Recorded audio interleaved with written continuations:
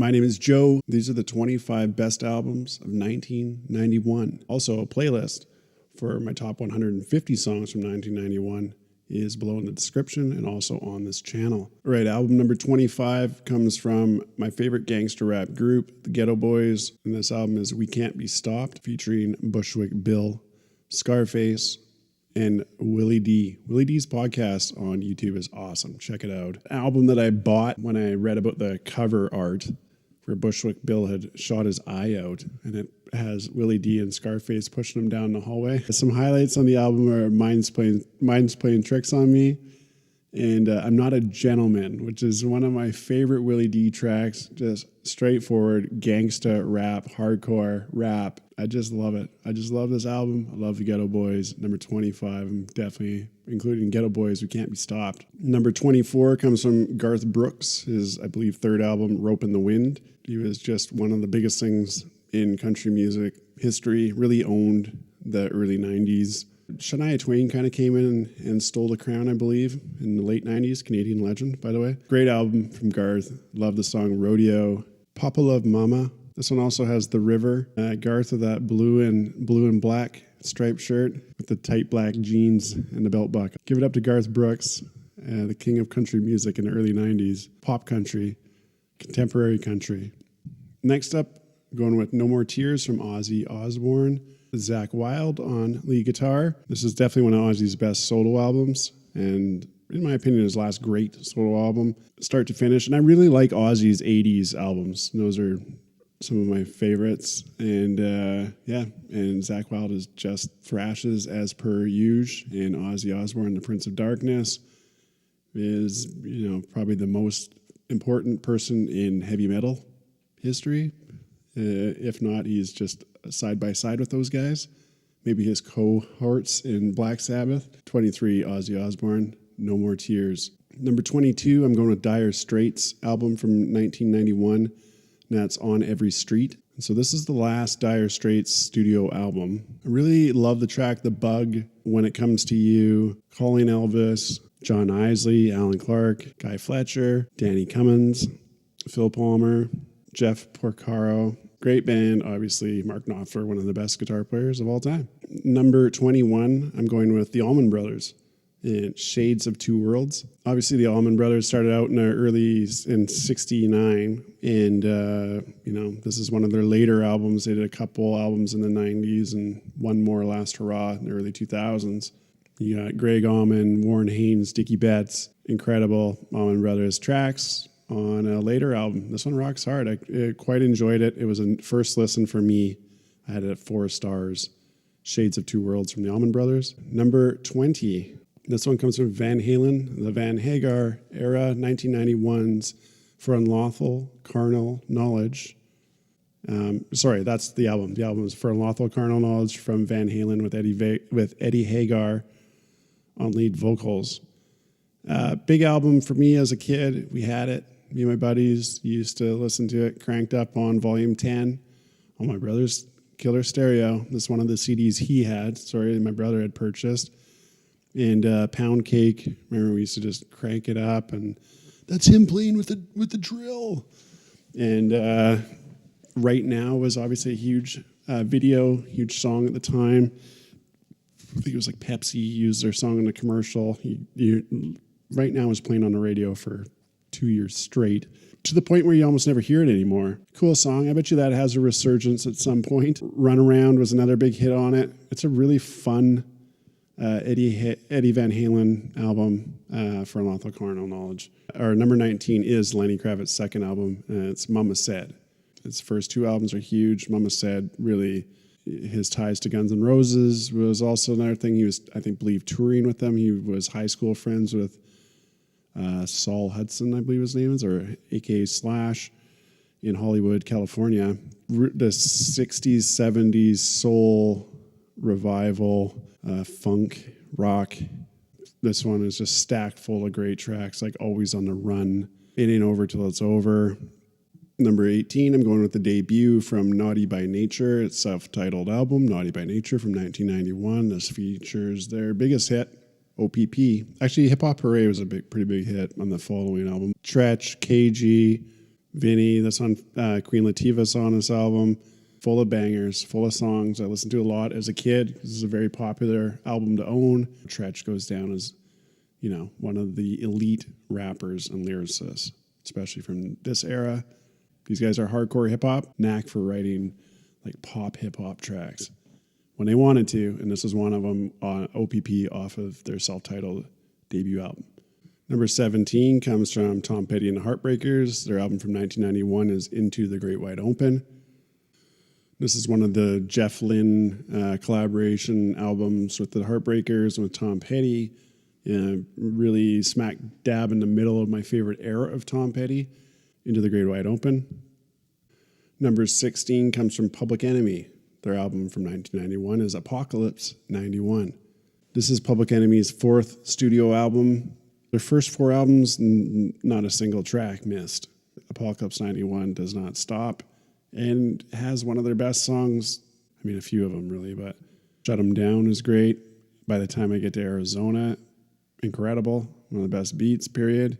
You got the Shockleys, you got the Bomb Squad, Eric Vietnam Sadler, you've got Professor Griff, the Minister of Information, you've got Terminator X on the Wheels of Steel, you've got the Hype Man, the greatest hype man in rap history, Flava Flav, and you've got Chuck D, the most important rapper in history. Okay, number 15, we have from Prince, the NPG. We have Diamonds and Pearls. Check out my Prince episode on this channel where I did a deep dive of all of Prince's albums. Did my top 25 in there. It's 25 best Prince albums on this channel. Not that long ago either, so you'll have to scroll down a couple of videos to find that one. Maybe up there on our Rushmore of guitar players. Honestly, he's really fucking incredible. He's an incredible writer, incredible mind, incredible musical mind, guitar, keyboards, singing. And Diamonds and Pearls is chock full of pop hits. It's a pop album. With their third album, number 14 goes to Teenage Fan Club's Bandwagon-esque. Great songs, The Concept, Sidewinder, Guiding Star. One thing, for me, actually, what I got into Teenage Fan Club was like a remix of Tom Petty's Fallen on the Judgment Night soundtrack where they collabed with De La Soul. For the longest time, I couldn't get into this power pop sound. I'm finding the nuances in these tracks these days. Or maybe I'm just tired of the good stuff. I don't know. I don't know if this is my favorite Teenage Fan Club album, but it's got to be up there. It's close. It's close to the top. 60s style pop with 80s influence, 80s alternative influence, like Big Star. And I believe the album was recorded in Scotland. Up next from New York, their debut, Pocket Full of Kryptonite. We're going with Spin Doctors. I can't remember what song came out first, if it was Little Miss Can't Be Wrong or Two Princes. These guys just blew up big from New York. Albums recorded in New York. They got this kind of funk rock. It's similar almost to Blues Traveler a little bit, but a bit funner, more danceable. Number 13, Pocket Full of Kryptonite. 25 best albums from 1991. Up next, I don't think I need to check out any notes. Up next from Metallica, we're going with the Black Album. That's number 12 on the best albums from 1991. James Hetfield, Kurt Hammett, Lars Ulrich, Jason Newsted, and their new member, Bob Rock. And the trajectory for the Bob Rock albums is like this till you get to Saint Anger. Different, and glad they didn't stick in the same realm over and over again. And lots of Metallica episodes on this channel too. I think I did my top 30 Metallica tracks. If I had to rank the albums, I think that the Black Album comes in close to the stuff previous to this. I think it's right there. I think it's probably number 5 or 6. Enter Sandman, Nothing Else Matters. They're all on this album. This is when I love Metallica the most. So I can't deny that. And I was really getting Metallica at this time, and heavy into Master of Puppets and Kill 'Em All more than anything. But I certainly listen to this album a lot. And Enter Sandman, one of the elite heavy anthems at every sports game you've ever been to. And the Oilers come out to this song in the playoffs. So, and my dog, where my dog's at. All right, number 11, it's a one-off supergroup, Temple of the Dog, self-titled, members of Pearl Jam and Soundgarden, Mike McCready, Stone Gossard, Matt Cameron, Jeff Ament, Ben Shepherd, Eddie Vedder, Chris Cornell, Soundgarden, Pearl Jam. And how do you go wrong in 1991 without one of these other grunge supergroups coming in and putting another album in the top 25? You can't go wrong. Just add all the Seattle bands for 1991. Big opener, the big hit, Say Hello to Heaven. Pretty incredible. Chris Cornell and Eddie Vedder on the same track. Number 10, I'm going with John Prine, The Missing Years. This John Prine sort of returned to the spotlight. He did win a Grammy for this album, and it has some of my favorite tracks. Jesus, The Missing Years is incredible. There's also a lot of collabs on this one. Howie Epstein, Tom Petty, George Jones. He sings about George Jones all the time. I'm glad he finally got him in on a track.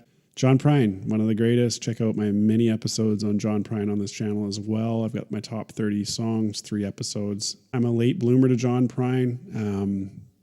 Thanks to some friends, thanks to my uncle, and thanks to Sturgill Simpson for pointing out the song Pretty Good and how great John played guitar on it. That put my focus on John's guitar playing, and the rest is history. I'm a nut. I love John Prine. Listen to him all the time. 9th best album, 1991. I'm going with The Low End Theory from A Tribe Called Quest. Ali Shaheed Muhammad, Phife Dawg, Q-Tip. This one's got Buggin' Out on it. Jazz.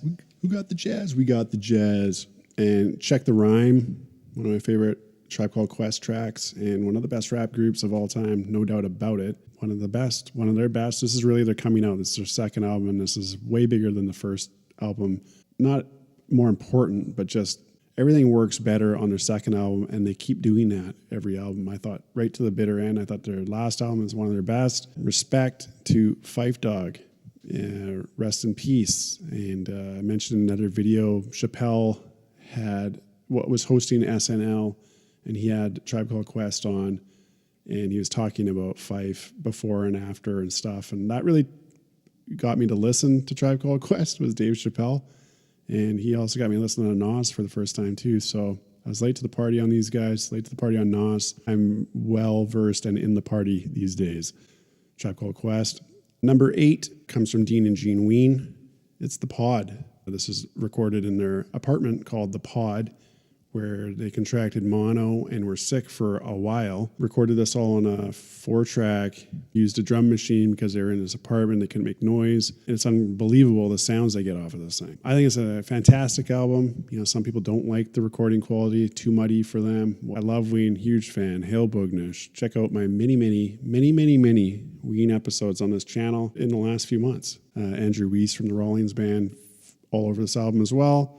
Ween, The Pod. Number 7, another one of my favorite bands, The Tragically Hip, Road Apples from 1991. This is their second major studio album, and they just made a really cool documentary about them on Amazon Prime. No Dress Rehearsal, I believe it's called. This album, important to me, it was the first hip album I owned on CD, and it was right around the time I started to drive. So it really reminds me of driving back and forth to some friends out in Cedar, area close by, and just misty mornings, a lot of atmospheric tunes, and sound great in the car, fun to sing along with. Yeah, many Tragically Hip albums on this channel, or episodes on this channel as well, including the Tragically Hip Desert Island playlist. We pick our Desert Island playlist for the Tragically Hip, but you can't take the same song as the other guy, so it's sort of a draft thing.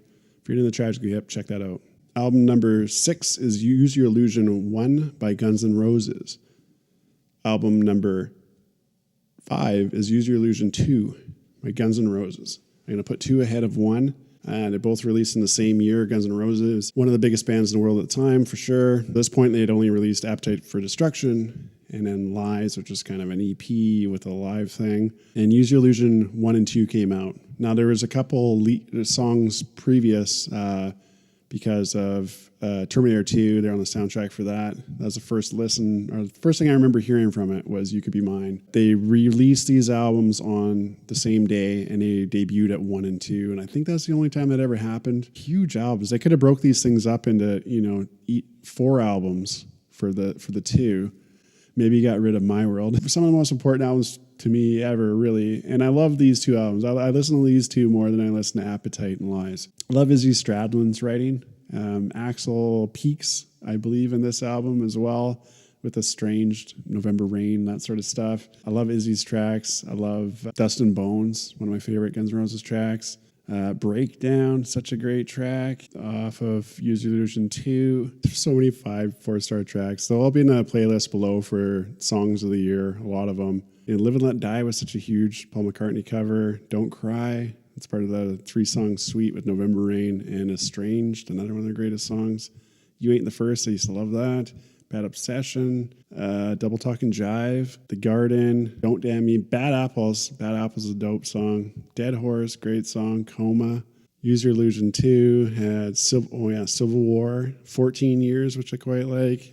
Yesterdays, which I quite like. Knock on Heaven's Door, Get in the Ring, great riff. Breakdown, Pretty Tied Up. Locomotive has one of Slash's greatest solos, I believe, ever. Locomotive. Estranged, You Could Be Mine. And then, unfortunately, the song My World. I was a big Guns N' Roses fan when I was a kid. There's been many times in my life where I've gone back and listened to them again, and I still think it's fantastic. And I saw them live in 2016 in Seattle, and I had a ton of fun. It was great. Number 4, best albums in 1991. I'm going with Pearl Jam, 10. The top 5 has a few of these huge grunge hits. And the first one being 10 from Pearl Jam. I always leaned heavier, like I said, towards Soundgarden and Alice in Chains than I did Pearl Jam. I love Pearl Jam right off the bat. Pearl Jam 10, and then, Versus and Vitalogy. Those 3 albums are perfect. Pearl Jam 10 is just one hit after another. It's ridiculous. I don't know what was in the water in Seattle at the time. I'm sure there's been all kinds of people saying the same shit. Pretty incredible that you get all these bands emerging from the same area at the same time. Alive, Jeremy, Black. Number 3, also from Seattle band Soundgarden, going with Badmotorfinger. That's one with Slaves and Bulldozers and Outshined. These guys have been around for a little bit at this point. They're opening for Guns N' Roses on the world tour as well at this point now. Badmotorfinger. All kinds of love for Soundgarden. Episodes on this channel as well for Soundgarden. Respect Chris Cornell. Saw him live, and I'm so glad I did. Songs from this album really shine. Like I said, Slaves and Bulldozers, probably the greatest live song I saw them do, or the greatest song I saw Chris Cornell sing. Number 2 is one of the obvious top of the listers for 1991, Nirvana's Nevermind. Kids these days, I guess you got Taylor Swift, and you have Taylor Swift. I'm just trying to think of bands that kind of hit and took over the world. Nirvana hit so hard and so heavy right off the bat. Album that was just critically acclaimed instantly. 50-year-olds telling me, have you listened to this album? Kurt Cobain, genius, songwriter, performer. Chris Novoselic, incredible. Great guy. I think he was like a senator or governor or something like that, or a city mayor. And Dave Grohl it continues on with Foo Fighters. Not sure there's a more important album from 1991, but my number 1 album from 1991 is produced by Rick Rubin, and it's Blood Sugar Sex Magic by the Red Hot Chili Peppers. John Frusciante on guitar, Chad Smith on drums, Flea on bass, and Anthony Kiedis on vocals. Full of incredible songs, start to finish. Chili Peppers never repeat this magic in my mind, in my opinion. This is they never get to this level again. They've got a lot of flashes of this kind of magic in future records. I'm not saying they're done after this. I'm just saying that sometimes you peak early, and they did. They peaked early. The title track, Blood Sugar Sex Magic, is probably my favorite song on the album. Under the Bridge is an anthem. Everybody knew it right away. You're watching the music video and learning the songs right away. Suck My Kiss, a huge song.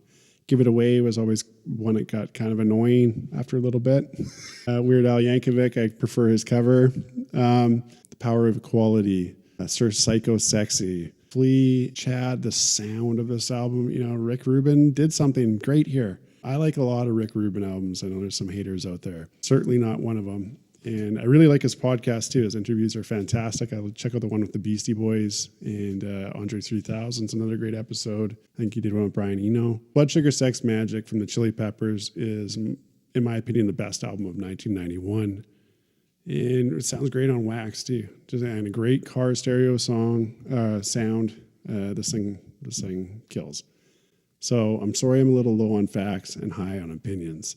Be sure to check out the channel, the playlist below for all of my favorite songs from 1991 and previous videos I've done where I just ramble on and say a bunch of half-truths. It's up to you to keep me honest in the comments below and let me know what your favorite tracks are from these albums. If I missed one or if I totally missed an artist altogether, I'm always open to listening to something new. And we'll catch you on the next episode. We'll see you in 1992. We out.